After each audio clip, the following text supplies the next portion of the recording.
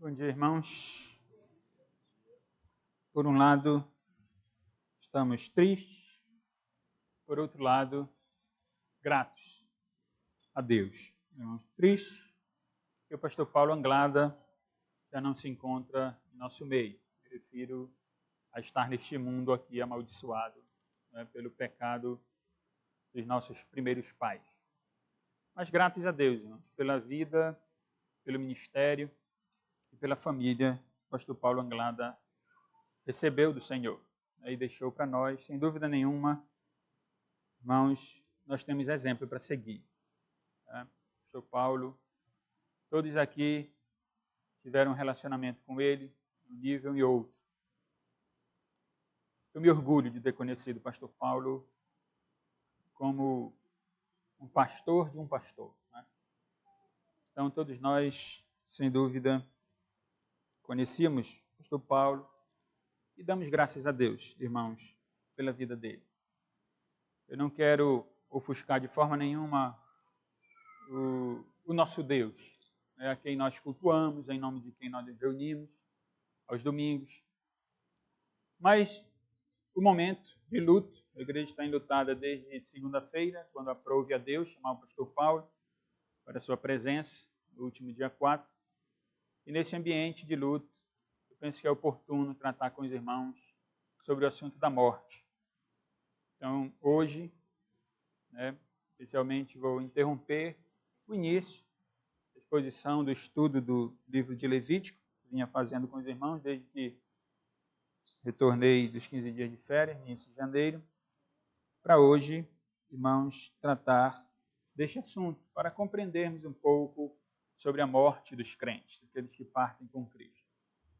A razão, como disse, é o momento. A outra razão é que durante a semana, de fato, meu coração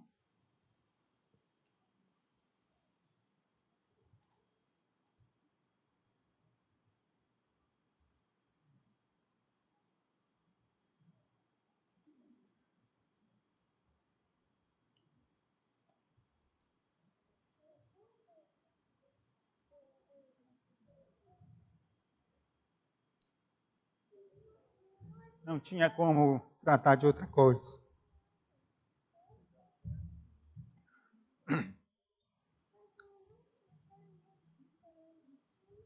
Quando eu ia estudar Levítico, quando eu ia estudar João, o coração apertava, porque é natural. Esse momento é um momento de impotência nossa. Porque nós não sabemos explicar muita coisa. Mas, irmãos, vamos compreender um pouco. Na verdade, trazer a memória. Nós já temos pelo menos a maioria dos irmãos já tem uma caminhada na vida cristã. E o que vamos ouvir nada é inédito, mas serve para o conforto do nosso coração nesse momento. Eu nem ia ler a confissão, eu tenho lido parte da confissão, no domingo eu nem ia ler, para tratar exclusivamente do tema, mas estudando, depois, durante a semana, sobre o assunto, eu me deparei com um autor holandês, não sei se eu sei pronunciar o nome dele, Ment van den Berg, num livro que ele escreveu, O que nos espera sobre a morte, livro, tradução, na verdade, para o espanhol, holandês,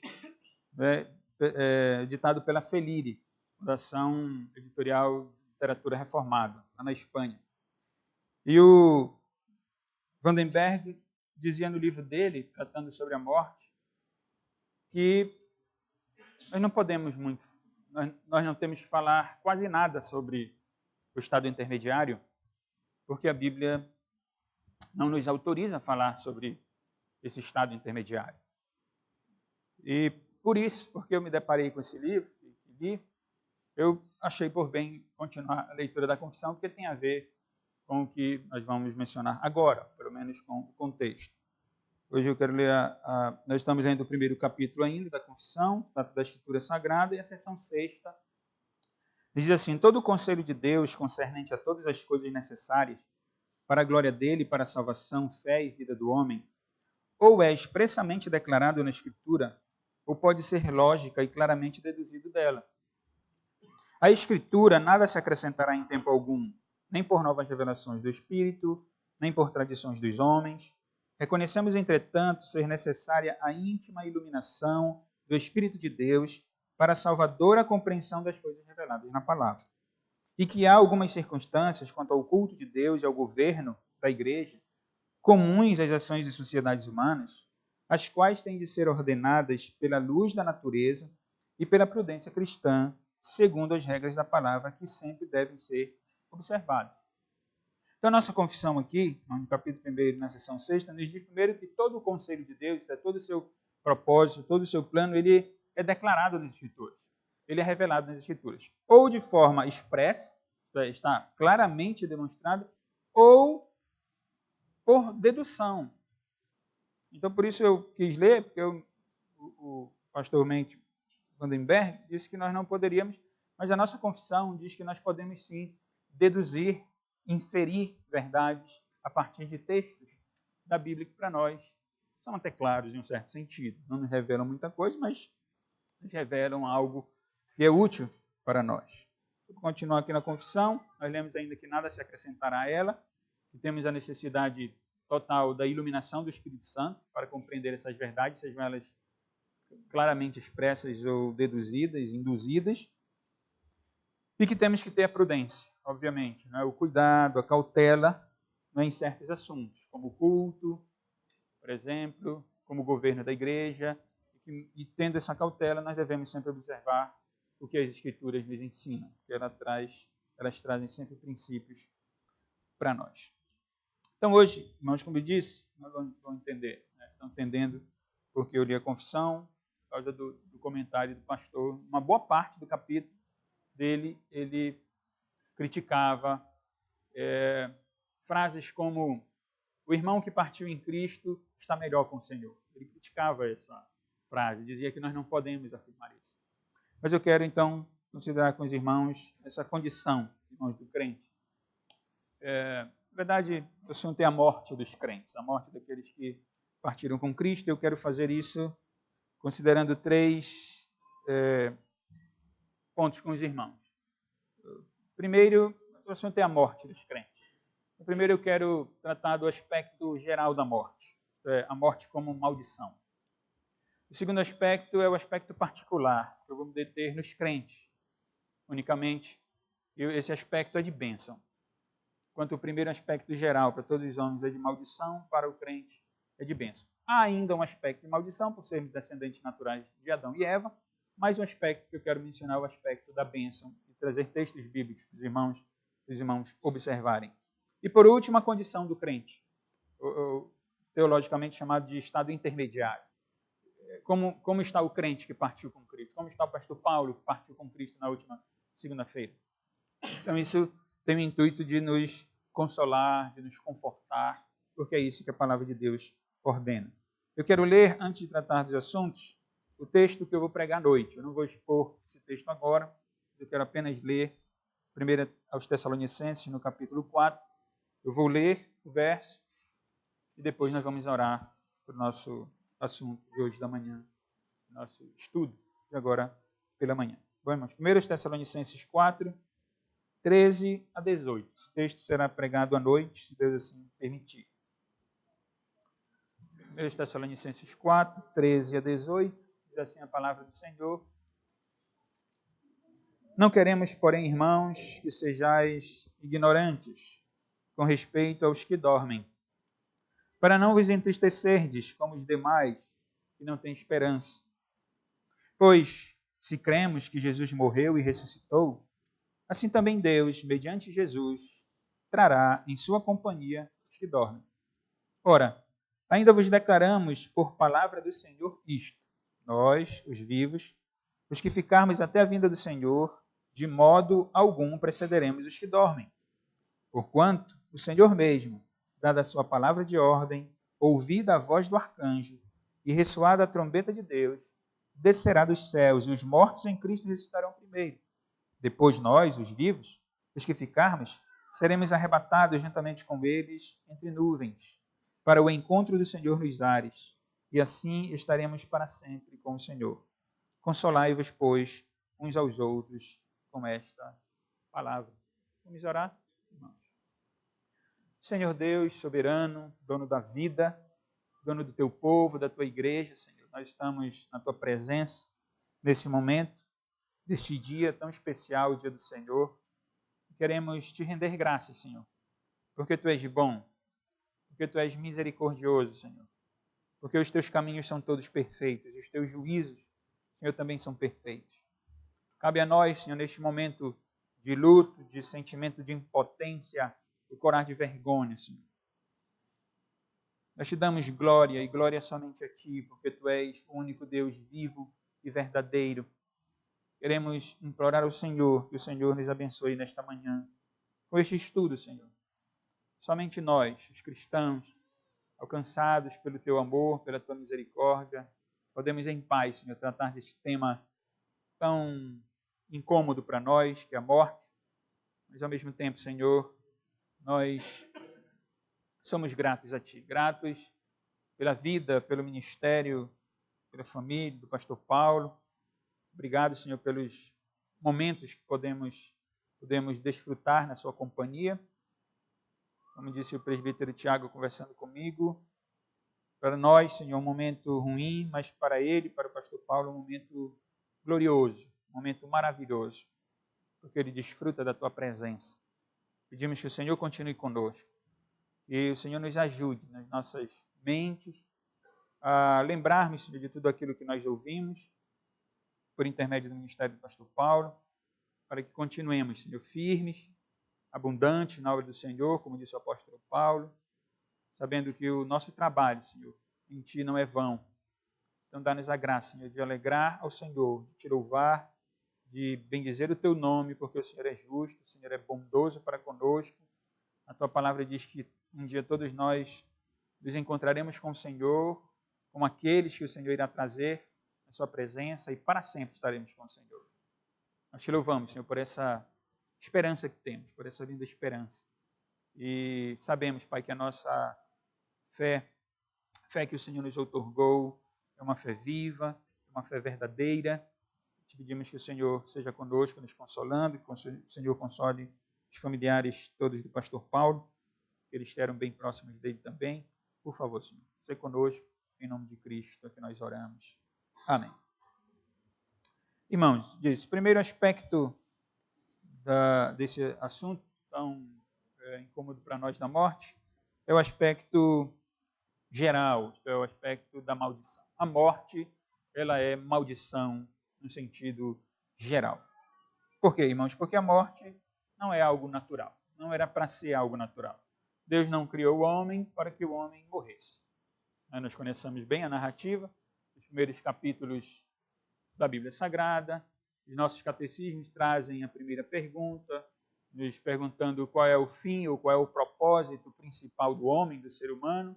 Nós sabemos que Deus criou o homem para que o homem o glorificasse, para que o homem desfrutasse, gozasse para todo sempre. Esse é o plano de Deus, esse era o plano de Deus, né? Continua sendo o plano de Deus, né? Que o homem eternamente o glorifique, o sirva, o adore.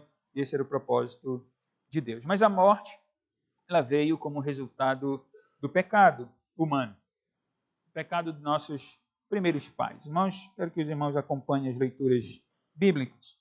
Nós vamos aqui à primeira referência que a Bíblia faz sobre a morte, que está em Gênesis, no capítulo 2. Essa é a primeira referência bíblica sobre a morte, sobre essa terrível realidade. Gênesis capítulo 2, verso 15 até o 17. Nós lemos que tomou, pois, o Senhor Deus ao homem e o colocou no jardim do Éden para o cultivar e o guardar. E o Senhor Deus lhe deu esta ordem: de toda árvore do jardim comerás livremente, mas da árvore do conhecimento do bem e do mal não comerás, porque no dia em que dela comeres, certamente morrerás. A morte, então, é consequência do pecado. Isso fica claro no capítulo 3 do livro de Gênesis, aqui que eu acabei de ler com os irmãos. A morte, irmãos, ela é consequência do pecado. E a morte a qual Deus fez referência aqui, quando falou com Adão no jardim do Éden, abrangia a morte física e a morte espiritual. Porque, sem querer entrar na discussão de dicotomia e tricotomia, como o pastor Paulo tem uma autoridade aqui, eu penso que o homem é dicotômico. Então, o homem é composto de corpo, a matéria, e ele é composto da substância imaterial. Para nós, os dicotômicos, é alma ou espírito. Né? Alma ou espírito. Então, a morte, a qual Deus fez referência a Adão, envolvia esses dois aspectos. O físico e o espiritual também. Né? No sentido de condenação eterna. Não que a alma ou o espírito vá morrer, vá se decompor, vá se desfazer. Mas no sentido de condenação eterna. Porque a morte envolve essa condenação eterna. A morte, irmãos, ela é, no sentido simples, essa morte que Deus estava anunciando a Adão, ela envolve exatamente a condenação eterna. A separação do homem e Deus, do ser humano e Deus. Ela iniciaria pela morte física. Por isso que no verso 19 do capítulo 3, depois da queda, o Senhor disse a Adão, no suor do rosto comerás o teu pão, até que tornes a terra, pois dela foste formado, porque tu és pó e ao pó tornarás. Então, a morte, essa separação eterna da presença de Deus, ela envolve, ou ela se iniciaria na vida do ser humano por meio da morte física. Por que nós podemos afirmar que a morte, eu estou falando do aspecto geral dela, por que nós podemos afirmar que a morte é uma separação eterna de Deus? Porque a morte, na Bíblia, é oposto à vida. E a vida verdadeira, ela é a vida eterna com Cristo. A vida verdadeira é a vida que Cristo nos comunica. É que Deus nos comunica por meio de Cristo, nos dando a fé para que creiamos nele, confiemos nele, depositemos nele toda a nossa esperança e aí recebemos vida eterna. Essa é a vida verdadeira. Então, o oposto a isso é a morte eterna, é a condenação eterna, é a separação dos seres humanos da presença do nosso Deus. Com a morte não há comunhão. Com morte não há comunhão. Ao pecarem, no Jardim do Éden, irmãos, de nossos primeiros pais ficaram sujeitos à morte eterna. Eles estavam sujeitos, sim. A partir do momento em que a Eva comeu do fruto da árvore do conhecimento do bem e do mal e o deu a Adão, desobedeceram a Deus e de forma justa eles deveriam ser condenados eternamente e ficarem separados eternamente da presença de Deus. Eles ficaram sujeitos a essa condição. Vejam que a morte física, né? Agora eu vou falar do aspecto da morte física, ela é consequência do pecado. Por isso, esse primeiro aspecto geral, a morte é uma maldição. A morte física não deixa de ser uma maldição desse aspecto geral. Ela é consequência do pecado. Como disse, a morte não é algo natural. Ela é, de fato, consequência do pecado. Por isso que o apóstolo Paulo disse, assim como por um só homem entrou o pecado no mundo, e pelo pecado a morte, assim também a morte passou a todos os homens, porque todos pecaram. Então, a morte, esse aspecto geral de maldição, existe sobre todos os filhos de Adão. Todos os descendentes de Adão vêm ao mundo numa condição de mortos espiritualmente falando. Estão separados de Deus. É necessário que o Espírito Santo, como fez com Adão, sopre, não é, a vida desse bebê, desse neném, dessa neném, e que chega ao mundo para que então venha a vida espiritual, né, para que venha confessar a Cristo e receber então vida eterna. Mas eu dizia, a morte ela é maldição nesse aspecto geral. Mas, irmão, nós cremos também nas boas novas de salvação. Né? A isso o pastor Paulo se dedicou, né, todo o seu ministério, pregar as boas novas de salvação. E nós cremos nas boas novas de salvação. Isto é, exatamente no aspecto, no sentido da salvação e no assunto que eu apresento para os irmãos na morte, nesse aspecto particular. Porque aqui eu tenho em vista a morte como bênção para a vida do crente. Porque a boa notícia é essa. As boas novas de salvação, a boa notícia da salvação é essa.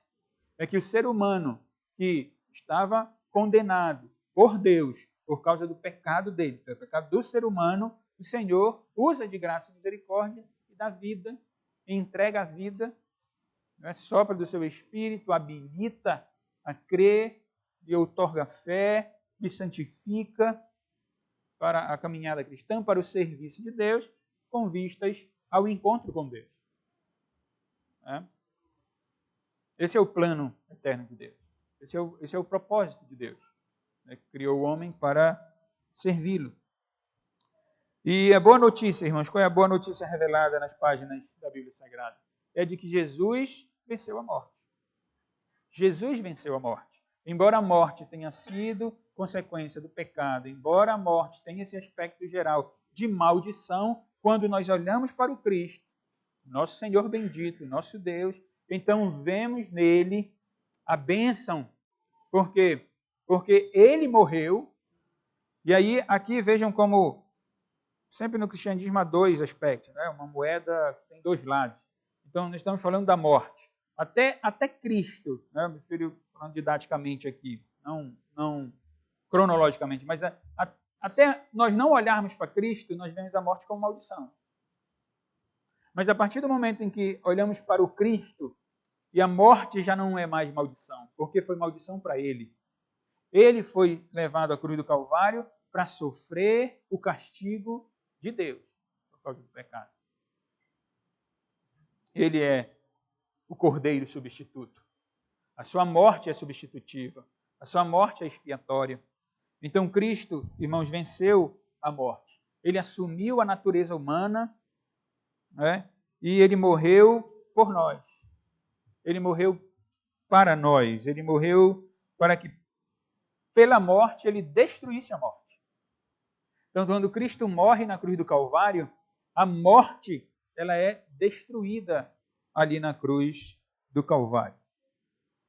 Paulo, escrevendo aos Romanos, capítulo 9, versículo 7, ele diz: porquanto quem morreu está justificado do pecado. A verdade é que ele está falando aqui de uma morte espiritual, uma morte para o pecado, viver para Cristo. Mas na Bíblia, a morte física ela está diretamente ligada com o pecado, assim como a vivificação em Cristo espiritual, não é? O ser nova criatura também está ligado com o não pecar mais no corpo.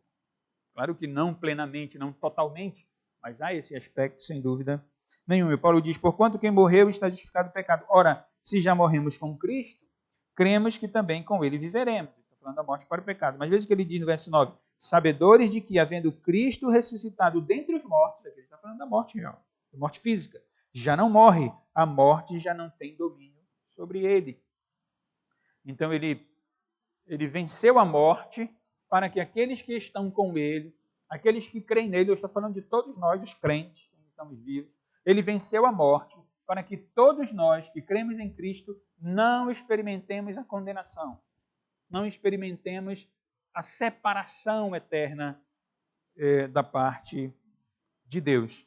Então, irmãos, isso nos leva à seguinte compreensão, de que a morte para os crentes não é mais condenação. Tá? Pelo menos não nesse aspecto.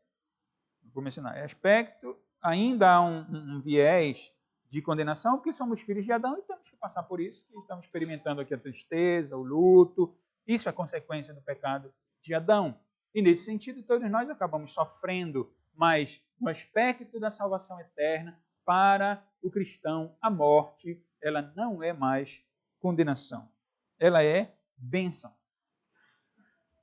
A pergunta e a resposta 42 do Catecismo de Heidelberg nos ensina isso. A pergunta é a seguinte: se Cristo morreu por nós, por que devemos nós morrer também? Isso é uma pergunta simples. Todo crente um dia se fez. Quando descobre que Cristo morreu por nós, então por que nós temos que morrer também? E a resposta à pergunta 42 do Catecismo de Heidelberg é a seguinte: nossa morte não é para pagar nossos pecados, mas somente significa que morremos para o pecado. Nossa morte não é para pagar nossos pecados, mas somente significa que morremos para o pecado e que passamos para a vida eterna. Então, o que diz, irmãos, o Catecismo de Heidelberg? Que o crente, quando morre, ele passa para a vida eterna. Não é mais... Deus olha... Ontem nós lemos um comentário do W. Pink sobre o Salmo 116, versículo 15, onde o salmista diz que preciosa aos olhos do Senhor é a morte dos seus santos.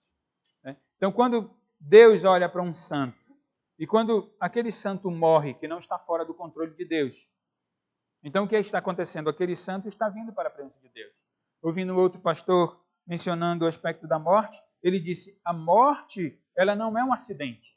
A morte é o cumprimento da agenda de Deus. Pós-queda, obviamente. Eu disse no início que o plano de Deus é que o homem vivesse. Depois que Adão e Eva pecam no Jardim do Éden, a morte é a agenda. Todos os nossos dias estão contados. Cristo disse que nenhum de nós pode acrescentar um côvado. É uma medida pequenina ao curso da vida. Isso pode ser entendido tanto no sentido da estatura, ninguém pode aumentar nem diminuir aquilo que Deus determinou que fosse, e nem ao curso da vida. Então, é o percurso da vida, é o tempo de vida que nós vamos passar aqui. Conversando com alguns irmãos, eu disse, é natural e é humano, não é pecaminoso, mas é natural e humano que nós sempre busquemos uma explicação para esse momento. Alguém faleceu porque não corria, não praticava esporte. O outro morreu porque estava andando de bicicleta na rua, o carro veio e bateu. Um faleceu porque não cuidava do corpo. Outro jogava bola todo fim de semana, teve um infarto e morreu. Nós sempre procuramos alguma justificativa para dizer o porquê da morte. Mas o fato, irmãos, é que isso está dentro da agenda de Deus. Todos nós, exceto os que estiverem vivos, na hora do retorno de Cristo, deveremos enfrentar esse último inimigo. Deveremos ir para o caixão. Deveremos experimentar a morte. Então vejam, mas, voltando aqui ao assunto, mas quando um santo parte deste mundo, ele passa a estar na presença do seu Deus. A nossa morte física não é mais uma punição pelos pecados, para Cristo, o foi. Cristo pagou pelos nossos pecados, mas a morte vem sobre nós, como dizia, nós os crentes, como resultado de vivermos ainda em um mundo decaído. É por isso que ela vem sobre nós. Os efeitos do pecado ainda não foram removidos. Por causa da maldição, nossos primeiros pais, nós envelhecemos. É verdade que é o aspecto de honra, a velhice, mas também é um aspecto da maldição dos nossos primeiros pais. Nós envelhecemos, nós ficamos doentes, nós temos prejuízos, nós sofremos por desastres naturais, chamados naturais, está fora do controle de Deus, mas não necessariamente realizado pelo homem. Então, nesse sentido, há um aspecto ainda de maldição. Nesse sentido, a morte vem sobre os crentes como descendentes de Adão. Porém, não mais de condenação. Morte é bênção espiritual. Para nós, os crentes, para o pastor Paulo Anglada, a morte é fonte de bênção. Só os cristãos entendem essa frase, A morte é fonte de bênção. Sim. Por quê, irmãos? Pensem comigo. A morte traz fim a muitas coisas. A morte traz fim ao pecado, a morte traz fim às aflições, às dores, aos medos, às angústias. E todo tipo de mazela decorrente do pecado de Adão e Eva são findados na hora da morte. Eu ainda estou aqui com a minha mão gelada, frio na barriga, nervoso. Os irmãos têm as suas contas para pagar, têm os problemas para resolver em família. O pastor Paulo não tem mais nada disso. O Paulo está na presença do Senhor Deus, cantando com Abraão, Isaac, Jacó, com a irmã Beatriz, com a irmã Osmarina, que não há muito tempo também foi promovida pelo Senhor Deus. Estão lá, felizes e alegres, sem mais nenhuma preocupação, aguardando a ressurreição do corpo, para nos encontrar, Nós vamos ver à noite, a ressurreição de Cristo irá trazer os mortos com ele.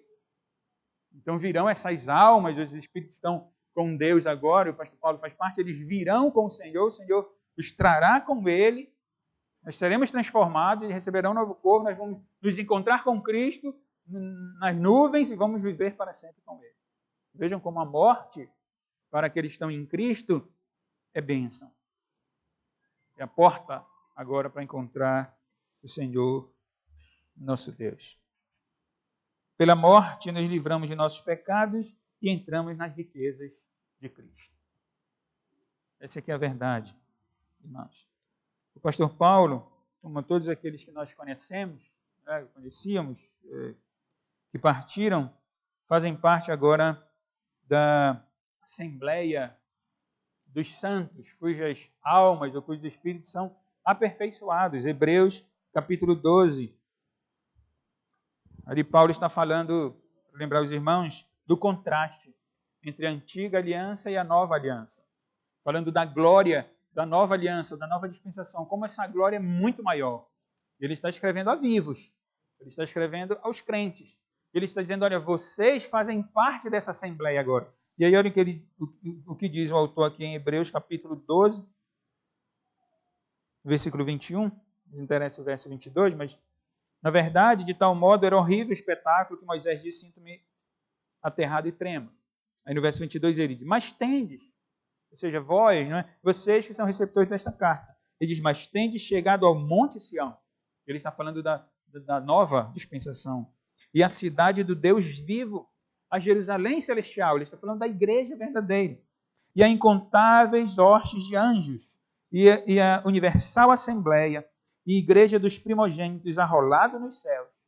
E a Deus, o juiz de todos. E aos espíritos dos justos aperfeiçoados. E a Jesus, o mediador da nova aliança. E ao sangue da aspersão, que fala coisas superiores ao que fala o próprio Abel.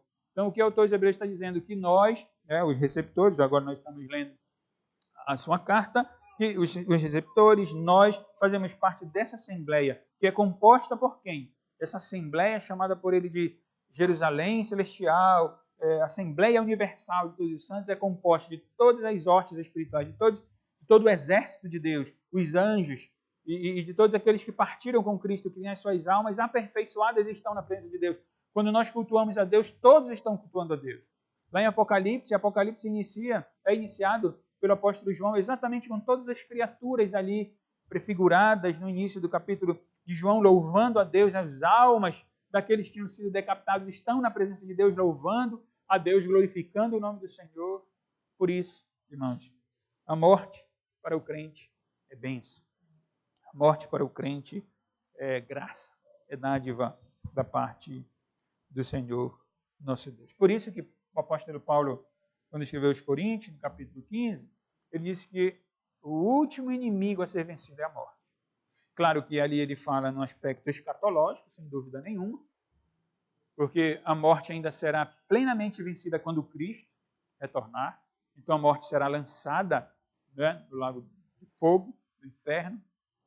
Ela ainda está por aqui, nós estamos vivenciando isso, ela ainda está por aqui, mas eu dizia, o último inimigo a ser vencido é a morte, no sentido escatológico, onde Cristo vai para sempre findar essa triste realidade da morte, não haverá mais morte, nem choro, nem pranto, nem dor, novos céus e nova terra, eternamente com Cristo, mas é o último inimigo a ser vencido também aqui nesse mundo, porque o pastor Paulo já venceu esse inimigo. Nós ainda teremos que enfrentar esse inimigo. Acho que foi um artigo do Wayne Grudem que eu li, ou do Sproul, não lembro, dizia que nós devemos pensar na morte, na nossa morte. E quando nós pensarmos na nossa morte, nós devemos olhar para esse assunto e nos alegrar com Deus. É porque nós ainda temos um misto de paganismo e de catolicismo romano. Mas ele disse, nós temos que nos libertar um pouco disso, pensar na nossa morte, não é eu pensar na minha. Então é isso que ele diz. Você pense na sua morte com alegria, na dos outros não. Por quê? Porque nos outros fica saudade, ficam os entes queridos que sofrem, nós devemos chorar com os que choram e devemos nos alegrar com aqueles que se alegram. Então, na morte dos outros, nós vamos, claro, nos entristecer por causa da saudade, de tudo aquilo que fica, enfim, tudo que os irmãos sabem, mas na nossa morte particular, vamos pensar com alegria. O Senhor vai isso não é desmerecer de forma nenhuma, mas é apenas pontuando esse aspecto aqui da morte do crente como sendo bênção da parte do nosso Deus. Irmãos, para o crente, para o cristão, para o pastor Paulo, né, a morte não é o fim, não é o término, não acabou. Na verdade, é só um novo e glorioso início. É um novo início. Não acabou. Não é o fim. É um glorioso e novo início. Importante, irmãos, antes de passarmos para a condição do crente morto, é o terceiro e último ponto nosso, importante dizer que a morte não é o fim, também no sentido do propósito final de Deus. Por isso que nós vamos, de fato, achar pouca coisa na Bíblia sobre esse estado chamado intermediário, que envolve o momento em que um cristão parte deste mundo e a volta de Cristo, quando ele vai ressuscitar. Esse período é chamado de estado intermediário na teologia. E nós vamos encontrar muito pouco na Bíblia sobre isso. Porque não é o propósito de Deus. O propósito de Deus não é esse estado agora. O propósito de Deus é a ressurreição. O propósito de Deus é a escatologia. E aí nós vamos encontrar outros textos mais claros, como de 1 Coríntios 15, que o Previdane leu antes do sermão. Onde ali Paulo fala bem acerca de como ocorrerá a ressurreição. Esse é o aspecto. Porque esse é o fim, esse é o propósito final de Deus. Que todos aqueles que estão com Ele nesta vida aqui, continuem com Ele eternamente. Então, a morte, ela não é o propósito final de Deus. Porque eu estou ressaltando isso? Eu estou falando do aspecto positivo. Alguém pode dizer, ora, então se há um aspecto positivo, se é bênção, então por que a gente não morre logo? Porque esse não é o plano de Deus. Simples assim. Todos esses assuntos, seja a vida, quando você vê um bebezinho nascendo, quando você seja a morte, todos esses assuntos, enfim, as mazelas da nossa vida, as vitórias que nós temos, todos os assuntos da vida devem nos conduzir à glória de Deus. Por isso que Paulo disse, olha, quer comais, quer bebais, quer faças qualquer outra coisa, mas aí para a glória de Deus, para glorificar o nome de Deus. Porque todos esses assuntos devem nos conduzir ao sentimento de glória a Deus, ao nosso sentimento de impotência, e a perceber que Deus é soberano, Ele é Senhor e Ele governa sobre tudo. É por isso que nós não temos o direito de tirar a nossa vida, nem tirar a vida de ninguém. À luz da Escritura, sabemos que a morte vem em decorrência do pecado. É uma maldição para o ser humano, mas em Cristo essa maldição vira bênção. É como a enfermidade. A enfermidade é consequência do pecado do nosso primeiro pai, é uma maldição. Mas, assim como qualquer outra tribulação, mas para o crente, isso acaba redundando em glória. Aí você encontra Tiago, Pedro, dizendo, olha, fiquem alegres quando vocês passarem por tribulação. Esse é o aspecto cristão. Isso é uma visão e uma compreensão extremamente espiritual sobre o assunto. Porque só o crente que pode dizer assim, Senhor, eu te agradeço por essa enfermidade, Senhor. Eu te agradeço por essa tribulação, Senhor. Me dá força, me dá graça. Cuida do meu coração, me fortalece, me santifica, me auxilia. Vai comigo, é só o crente. Aqueles que não têm esperança, aqueles que não têm Cristo, não sabem por que isso ocorre. E ficam desesperados, sem saber o que fazer, em que pensar. Nós ficamos confusos, é verdade. Mas nós ficamos firmes no Senhor. Então, como eu dizia, mas a morte não é o fim, não é o propósito final de Deus. A vida com Cristo na eternidade é o objetivo e o propósito do Senhor para os que adoram. Esse é o propósito de Deus. Vida eterna. Por isso, aqueles que partem deste mundo aguardam a ressurreição do corpo. Então, aqueles que partiram, o pastor Paulo já partiu, ele aguarda a ressurreição do corpo, ele aguarda, na verdade, o viver com Deus de forma completa. Porque quando nós olhamos para Gênesis, Deus fez o boneco, era um boneco mesmo, né? Era barro, não tinha vida nenhuma, não mexia a mão, não mexia a pé, não mexia o olho, não mexia nada. Era um boneco. Deus fez o boneco ali e soprou, ali a vida, e ali ele passou a ser alma vivente, diz o texto. Ele passou então a ser um homem completo para servir a Deus. Quando o homem morre, quando vem a morte física, o que acontece? O boneco volta a não ter vida e o espírito vai a Deus.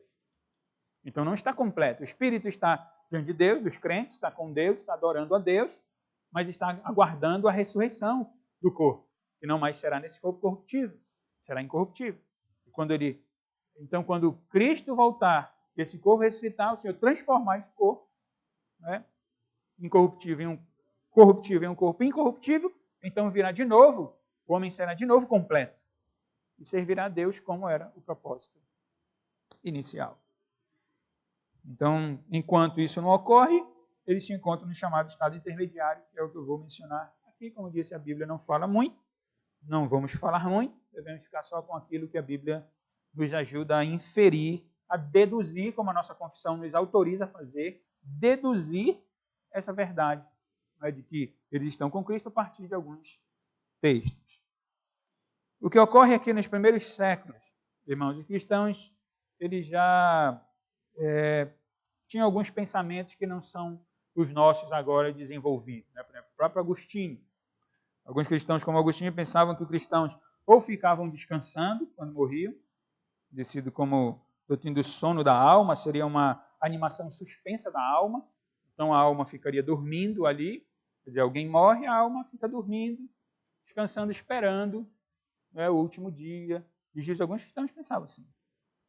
Outros achavam que não havia um sono, mas que aquele que tinha morrido, a sua alma iria para um lugar e iria sofrer até o momento, então, de cumprir com todo o seu sofrimento e passar para Deus, doutrina conhecida como a doutrina do purgatório, né, desenvolvida muito pela Igreja Católica Romana, cuja base não é a Escritura, mas, se eu não me engano, é segundo livro de Macabeus, é um livro apócrifo, onde mostra alguém orando e oferecendo algo a Deus em nome dos mortos.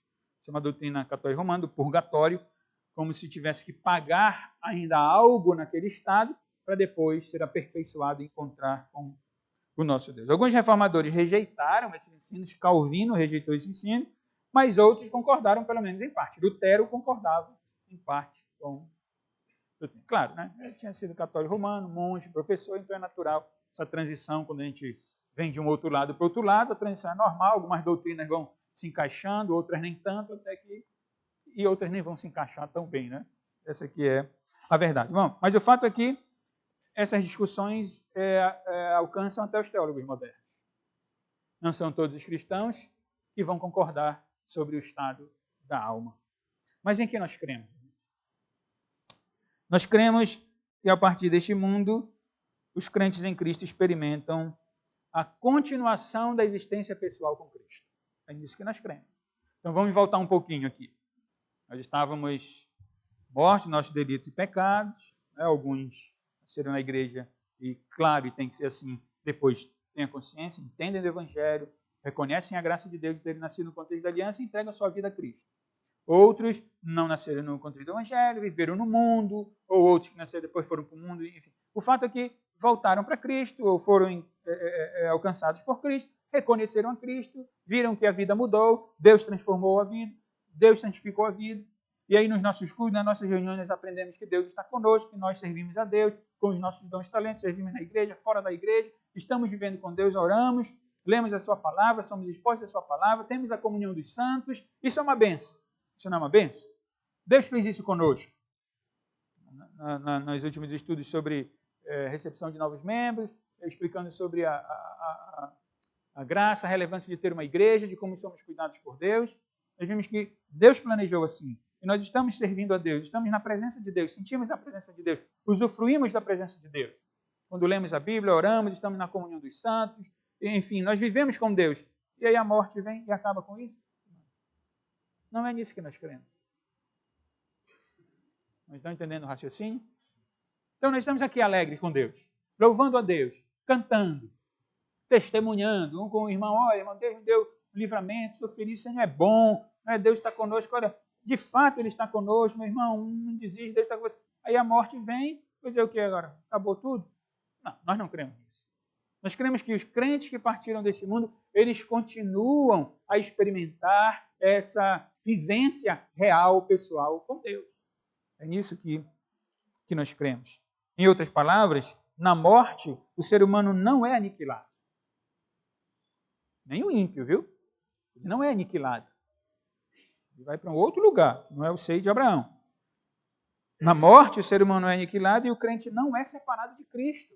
Não, não, não, não, não. Nós não cremos que o crente esteja separado do seu Senhor. Porque senão Paulo não diria o que ele diz em Romanos capítulo 8. Quem não conhece o texto de Romanos, capítulo 8, verso 35, Paulo diz: quem nos separará do amor de Cristo? Será tribulação? Então pensei numa tribulação, aí você está atribulado, cabisbaixo, desanimado, você está separado de Cristo? Não. Ou angústia, ou perseguição, ou fome, ou nudez, ou perigo, ou espada, como está escrito, por amor de ti somos entregues à morte o dia todo, fomos considerados como ovelhas para o matadouro. Paulo continua: em todas estas coisas, porém, somos mais que vencedores por meio daquele que nos amou. Por quê, diz o apóstolo Paulo? Eu estou bem certo de que nem a morte, nem a vida, nem os anjos, nem os principados, nem as coisas do presente, nem do porvir, nem os poderes, nem a altura, nem a profundidade, nem qualquer outra criatura poderá separar-nos do amor de Deus que está em Cristo Jesus, o nosso Senhor. E aí vale uma ressalva. O amor, para o apóstolo Paulo aqui, o amor de Deus não é o amor que a gente conhece. Há alguma coisa no coração que faz o coração bater mais forte. E aí, não, Paulo está dizendo só do amor. Quer dizer, o crente morre, ele vai descansar, não tem mais nada, mas Cristo o ama. Não, não, não. O amor de Deus envolve na pessoa de Cristo exatamente a nossa comunhão com Ele. E Paulo diz: o que nos separa do amor de Cristo? Nem a morte nos separa do amor de Cristo. É verdade. O texto não está falando do estado intermediário. Mas à luz da confissão que nós lemos, a 6ª seção do 1º capítulo, diz que nós podemos inferir logicamente, razoavelmente, responsavelmente. Nós podemos sim deduzir verdades a partir da Escritura Sagrada. E a nossa confissão também nos ajuda.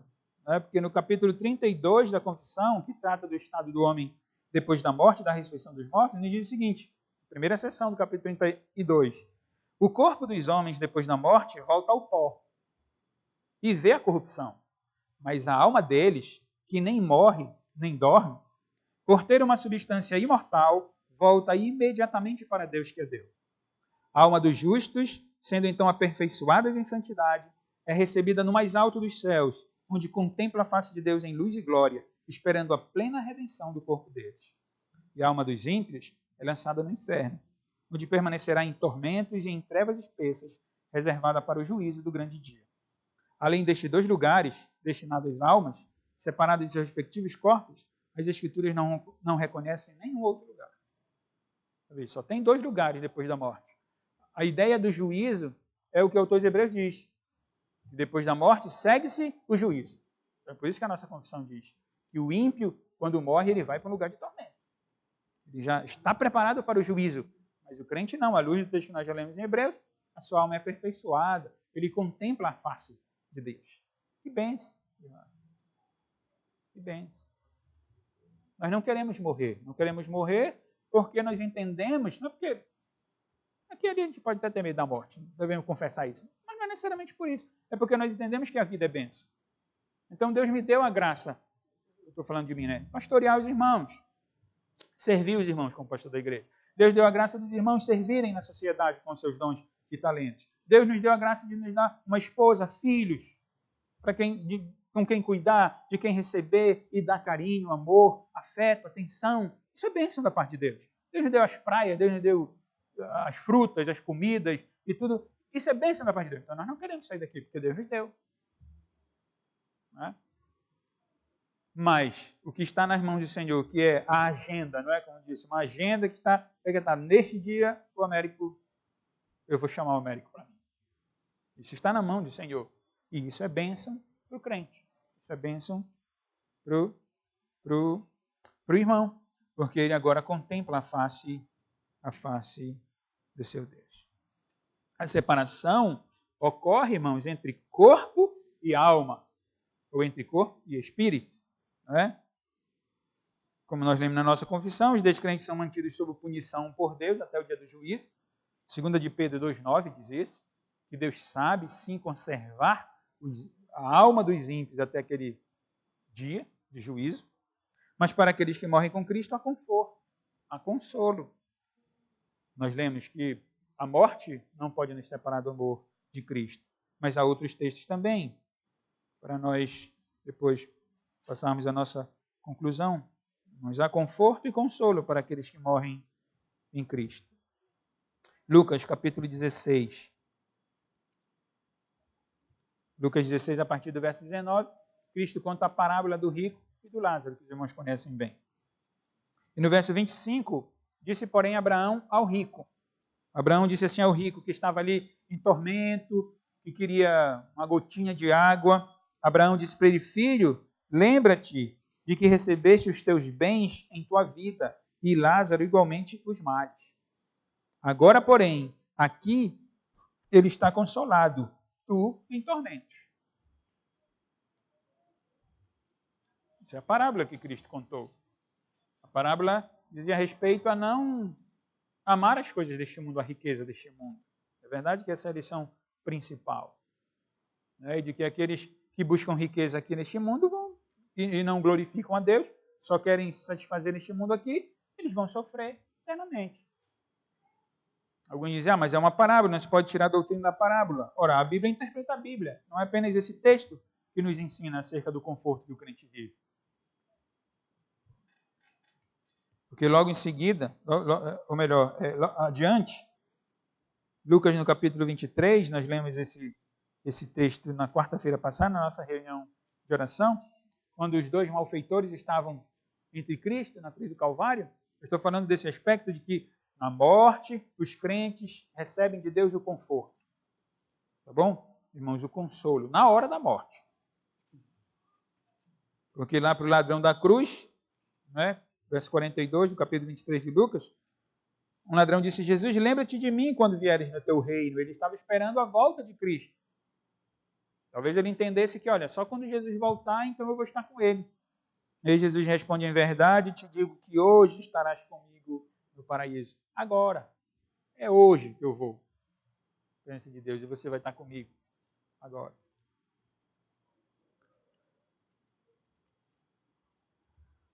Por isso que quando Paulo escreve aos Filipenses, irmão, no capítulo 1, ali naquele dilema, Paulo sabe que está prestes a ser entregue por libação, é um termo hebreu que ele usa, né? Um derramamento de alguma coisa, ser entregue a Deus, ele sabe que ele ia morrer, e ele não sabe se morre, se fica, né? Expressão apenas, ele ia decidir. Mas ele diz, Filipenses 1:19, porque estou certo de que isto mesmo, pela vossa súplica e pela provisão do Espírito de Jesus Cristo, me redundará em libertação. Ele esperava ser liberto, ele estava preso. Segundo a minha ardente expectativa e esperança de que em nada seria envergonhado. Olha o que ele diz a partir do verso B, a partir da parte B do verso 20. Antes, com toda a ousadia, como sempre, também agora, será Cristo engrandecido. Em quê? No meu corpo, quer pela vida, quer pela morte. Se eu ficar vivo, Deus vai ser engrandecido. Se eu for morto, Deus vai ser engrandecido. Aí ele diz, porquanto para mim, o viver é Cristo e morrer é lucro. Ele continua, entretanto, se o viver na carne traz fruto para o meu trabalho, já não sei o que de escolher. Ele queria estar servindo os irmãos de Filipenses. Ora, de um e outro lado estou constrangido. Tendo o desejo, olha só, irmãos, Paulo diz, estou constrangido, tendo o desejo de partir e estar com Cristo, ele está falando da morte dele. O que é o quê? Incomparavelmente melhor. É melhor do que? Melhor do que a vida. Lembra o que eu disse para os irmãos? Na vida, vamos ficar aqui com Paulo. O que Paulo está fazendo? Serve os irmãos de Filipe. Escreve uma carta e diz, olha, meus irmãos, eu quero estar com vocês, eu sei que vai chegar o momento da minha morte e tudo, e eu não sei nem o que pensar direito, se eu fico, se eu não fico. Eu quero ficar, eu quero servir os irmãos, eu quero que Deus seja glorificado no meu corpo, mas se não for na minha vida, vai ser na minha morte. E, na verdade, eu até estou constrangido em ir, partir com Cristo, porque é incomparavelmente melhor. Então, se alguém diz que o crente, quando morre, vai para o descanso, o que é melhor do que estar junto com os irmãos, louvando a Deus, ouvindo a palavra de Deus, sendo consolado pelo Senhor? Isso é bom demais, não é? Todos nós experimentamos isso. O consolo, o conforto, o poder de Deus, a palavra de Deus, a comunhão dos santos, a alegria do Espírito Santo. E Paulo disse que morrer é incomparavelmente melhor do que tudo isso.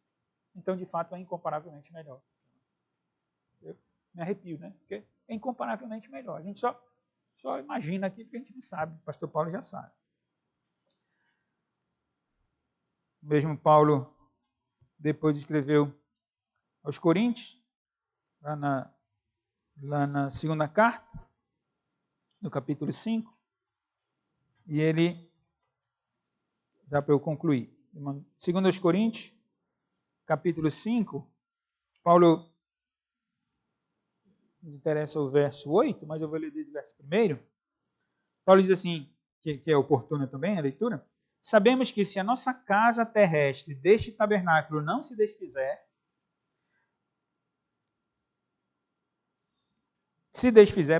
sabemos que se a nossa casa terrestre deste tabernáculo se desfizer, temos da parte de Deus um edifício, casa não feita por mãos, eterna nos céus. Irmãos, lembram quando Jesus disse para os discípulos: olha, eu tenho que ir, eu vou preparar lugar para vocês, eu tenho que ir preparar lugar. Na casa do meu pai há muitas moradas. E por isso, diz o apóstolo Paulo, neste tabernáculo gememos no corpo, onde nós estamos, nesse corpo, aspirando por sermos revestidos da nossa habitação celestial. Se todavia formos encontrados vestidos e não nus, pois na verdade os que estamos neste tabernáculo gememos angustiados, não por querermos ser despidos, mas revestidos, para que o mortal seja absorvido pela vida. Ora, foi o próprio Deus quem nos preparou para isto, outorgando-nos o penhor do Espírito. Temos, portanto, sempre bom ânimo, sabendo que enquanto no corpo estamos ausentes do Senhor, visto que andamos por fé e não pelo que vemos. Verso 8. Entretanto, olha o que o apóstolo Paulo diz: estamos em plena confiança, preferindo deixar o corpo e habitar com o Senhor. Então pronto. Estar com o Senhor é incomparavelmente melhor. É esse misto que nós temos que ter. Tristeza de um lado, saudade de outro, coração aperta, sem dúvida nenhuma. Tá? Mas por outro lado, que bênção para ele. Né? Que bênção, que alegria, porque o Paulo usufrui com o Senhor. Por isso que o Sproul, que também já está com Cristo, acho que eles se encontraram lá sem dúvida nenhuma, tinham se visto nos Estados Unidos, se encontraram lá, né, na presença de Deus. O Sproul disse: o estado intermediário é melhor do que o nosso presente estado, mas não tão maravilhoso como o nosso estado final. Essa é a expectativa do crente. Sempre o já e ainda não. Enquanto o Cristo não retornar, nós ainda estamos no já e ainda não. Já e ainda não. Eu disse, é melhor estar com Cristo agora. Paulo disse isso, né? Mas não é tão maravilhoso como o último dia. Porque no último dia Cristo vai retornar. O que deve ficar para nós, irmãos, hoje? Primeiro, que a morte não é algo natural. Ninguém está dizendo aqui que a gente não precisa chorar. Não é isso. A morte não é algo natural. Deus não fez o ser humano para morrer. Isso deve ficar para nós. Em segundo lugar, que Cristo venceu a morte. Embora ela não seja natural, nós temos o nosso vencedor. Ele disse ao apóstolo Paulo, é as primícias dos que dormem. Então foi ele primeiro. Ele ressuscitou para mostrar que nós também vamos ressuscitar com ele. Quando digo Cristo venceu a morte, significa que a morte, esse aspecto da condenação eterna, não tem mais poder sobre nós. Não tem mais poder sobre nós. Por quê, irmão? Porque a morte é bênção para o cristão. Vejam como a morte é bênção para o cristão. Porque a morte é o único meio pelo qual alguém pode encontrar diretamente a Deus. Vê-lo pessoalmente. É o único meio. Só não experimentará a morte, ou só não experimentarão a morte, aqueles que estiverem vivos no retorno de Cristo. Os crentes estiverem vivos, então vão subir com corpos transformados. Mas aqueles que não estiverem vivos, só tem um meio de ver a face de Cristo. É pela morte. Só. Pelo menos a partir de agora. Desde que Cristo morreu e ressuscitou, é esse meio que nós temos. E também deve ficar para nós que o crente vai ressuscitar na volta de Cristo. O crente vai receber novo corpo. Estará para sempre com Cristo. Isso nós vamos ver agora, à noite, no culto à noite, quando nós considerarmos o texto de Tessalonicenses. Então, irmãos, que Deus nos conforte, que Deus nos console. Esse é o misto, essa é a confusão que nós vivemos. Por um lado, tristeza. Por outro lado, gratidão pela vida, como eu disse, pelo ministério, pela família. E gratidão a Deus por ter chamado mais um santo para a sua presença. Né? Nós também nos alegramos com isso, né? Porque Deus salva aqueles a quem Ele ama, aqueles com quem Ele mantém um relacionamento. Esse relacionamento não acabou, não findou, não. O relacionamento com Cristo pessoal, real, continua. E é nisso que nós queremos, é isso que nos move. É por isso que nós estamos aqui. Se nós não tivéssemos essa esperança, nós estaríamos em qualquer outro lugar aí, cabisbaixo, chorando. Não, vamos para a igreja, vamos ver a palavra do Senhor, vamos nos alegrar, glorificar a Deus, agradecer a Deus, né, pela vida do pastor Paulo. Vamos ficar de pé. Peço ao Diogo Presbítero Zoênio que escolha um hino, um cântico, para nós louvarmos ao nosso Deus. Depois vamos orar e encerrar.